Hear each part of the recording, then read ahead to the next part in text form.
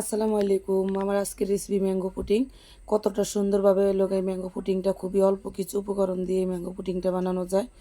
গরমে সবাই ঠান্ডা ঠান্ডা কিছু খেতে ভালো লাগে। এখানে আমি নিয়ে নিয়েছি হাফ লিটার দুধ দিয়ে চিনি আর 2 চামচ আগার আগার অল্প একটু।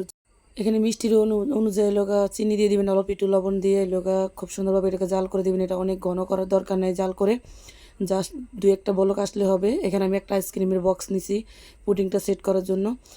পুডিংটার লিকুইডটা আমি ঢেলে এখানে নিয়ে নেব। একটা পাকা আমটা আমি সুন্দরভাবে ধুয়ে খোসা ছাড়িয়ে নেব। খোসা ছাড়িয়ে আমি আমটাকে ছোট ছোট কিউব করে কেটে নিব। আপনারা চাইলে যে কোনো শেপে আমটা কেটে নিতে পারেন। আমি ছোট ছোট কিউব করে কেটে নিব।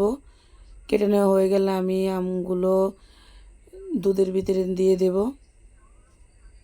দুধের ভিতরে দিয়ে এটা ঠান্ডা করার জন্য রেখে দেব। ঠান্ডা হয়ে গেলে এটা আমি 1 ঘন্টার জন্য এটা আমি ফ্রিজে রেখে দেব।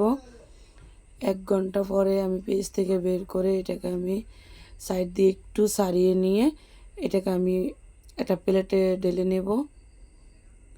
অবশ্যই এটা ফ্রিজে রাখবেন। এটা ঠান্ডা ঠান্ডা খেতে খুবই মজা হয়। আমার ম্যাঙ্গো পুডিংয়ের রেসিপি ভালো লাগলে অবশ্যই লাইক, শেয়ার, কমেন্ট করবেন আর আমার পেজটা ফলো করবেন। দেখেন কতটা সুন্দরভাবে পারফেক্টভাবে এটা জমে গেছে। খুবই অল্প সময়ে ম্যাঙ্গো পুডিংটা বানানো যায়।